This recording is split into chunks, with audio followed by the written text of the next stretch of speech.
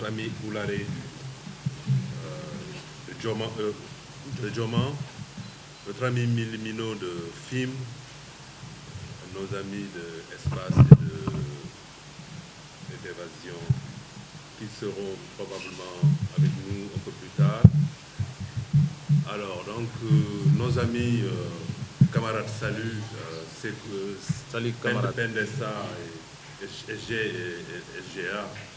Nous vous saluons au nom du comité directeur de Reporters sans frontières, du secrétaire général, mais de l'ensemble également de nos collègues à Dakar. RSF, comme vous connaissez sans doute en termes de sigle, c'est Reporters sans frontières. C'est une organisation internationale de défense de la liberté de presse. Mais au-delà de la liberté de presse, il y a le droit à l'information qui pour nous est extrêmement important. Et donc depuis 1985, l'organisation s'attelle à cela et nous sommes présents en Afrique. À partir de Dakar se trouve le bureau régional pour l'Afrique subsaharienne avec en gérant une quarantaine de pays et un autre bureau en Afrique du Nord qui gère le Maghreb et le Moyen-Orient.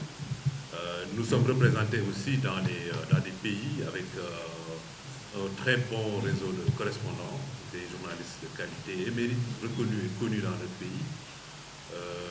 Nous sommes également représentés, nous travaillons aussi avec des organisations locales, en Guinée ici, avec l'AMDH, l'Alliance des médias pour les droits humains, mais aussi de manière très ouverte avec les syndicats et d'autres organisations. Je voudrais vous remercier donc d'être là, très nombreux, et vous êtes là pour la bonne cause.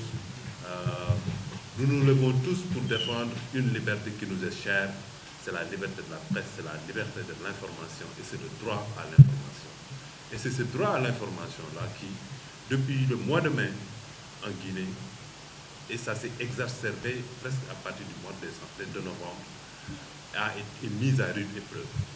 Nous sommes dans un contexte difficile et c'est dans le cadre de ce contexte-là qu'on ne peut pas, pourquoi ne pas venir en solidarité à nos confrères, certains d'entre eux qui emploient des dizaines, des centaines de travailleurs et d'autres qui ont mobilisé beaucoup de moyens pour pouvoir être en mesure d'animer des groupes de presse qui malheureusement se retrouvent tous en danger et contraints même de mettre en chômage un pourcentage extrêmement important, presque 7 sur 10 employés dans les médias ciblés. Et c'est cela qui est extraordinairement regrettable.